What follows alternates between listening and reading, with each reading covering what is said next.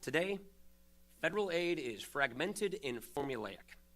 Washington looks at each person's needs in isolation, like food, housing, or energy. It doesn't see how their needs interact.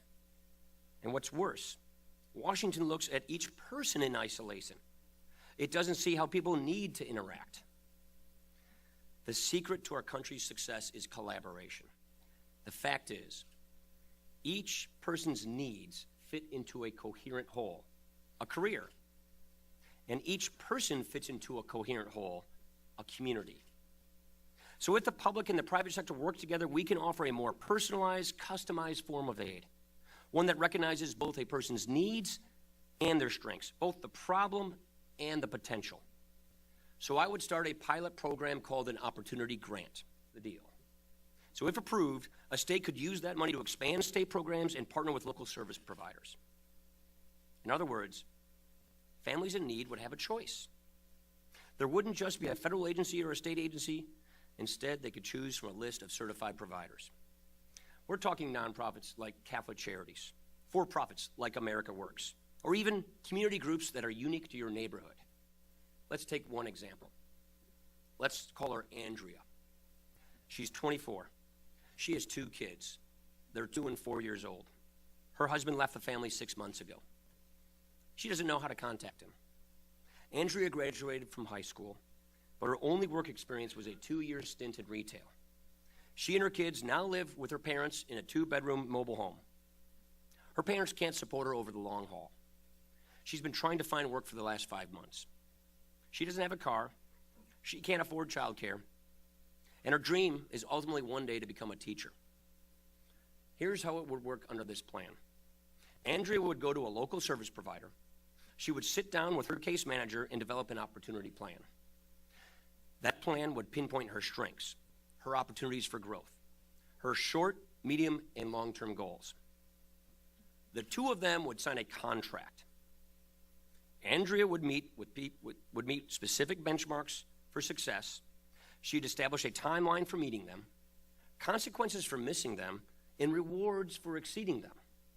Andrea's short-term goal is to find a job, but her long-term goal is to find the right job, to become a teacher. So she might find a job in retail to pay the bills.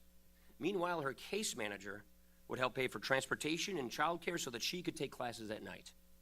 Over time, Andrea could go to school, get her certification, and find a teaching job. The point is, with someone involved in there to help coordinate her aid, Andrea would not just find a job, she would start a career. And all this time, a neutral third party would keep tabs on each provider and their success rate. It would look at the key metrics agreed to by the state and the federal government. We should make sure that in this country, it always pays to work. I would do that by increasing the earned income tax credit for childless workers. You know, after reviewing the federal government's role in all of this space, this is one of the programs that has really shown results. It encourages people to work by increasing the rewards of work. And we all know that the more people that we have in the workforce, the more opportunity we have in this country. So I'd roughly double the maximum credit for childless workers to $1,000. And I would lower the minimum eligibility from 25 to 21 years old. This is similar to what the president has proposed, but with one big difference. I wouldn't raise taxes. I'd pay for it by eliminating ineffective programs and corporate welfare, like subsidies to energy companies. My thinking basically is stop the programs that don't work and support the programs that do. Second, we need to expand access in education. We need to give students more options. In other words, we need accreditation reform. Sounds dry, but it has a huge difference.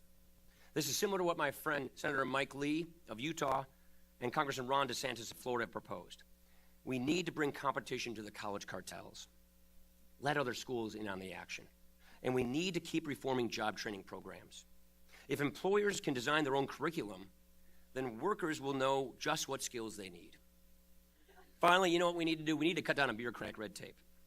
A lot of families are trying to get ahead, but Washington is just simply getting in the way. So I would propose a very simple rule for future regulations.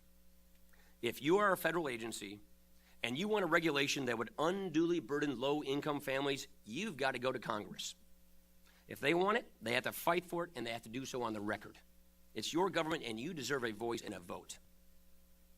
This isn't really exactly a block grant. It's not your garden variety block grant where you just sort of cut a check to the states and call it a day. This is very different because, as Stuart mentioned, there can be abuses with that. This opportunity grant is designed to streamline funding streams into one grant that is there to have customized and personalized aid to each person.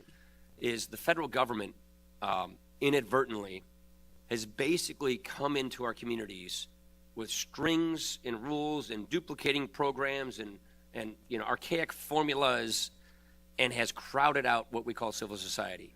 Economists, if you talk to Raj Chetty or others, they'll tell you this is social capital. What that basically means is these cultural, social antibodies of people in our communities who care and are involved and want to make a difference. In many cases, the federal government's role has been to displace them, to crowd them out, to push them to the side. The government needs to respect its role. And the federal government here can provide resources. The federal government can man the supply lines. But again, the people on the front lines, the people who are fighting poverty eye to eye, soul to soul, person to person, they're the ones who make the difference. They're the ones who are actually really achieving something. And if you bring the federal resources behind them in this kind of an innovative way, I think we can focus on a more results-oriented approach. I think that's really, really important. I think a lot of the problems we have is the federal government is displacing and crowding out and competing with private charity in many ways. And the purpose of this is to stop that competition and respect the good works that are being done by people on the ground, the experimentation that's occurring. That's why we want to have good measurement, but respect it. What the federal government can do better is provide resources. What private charities, what public charities, what nonprofit, for-profit, what they can do is provide expertise, boots on the ground, and customization. Very grateful to Congressman Ryan, to our panel, and especially to all of you for giving us some of your time, for joining us in the war for America's poor.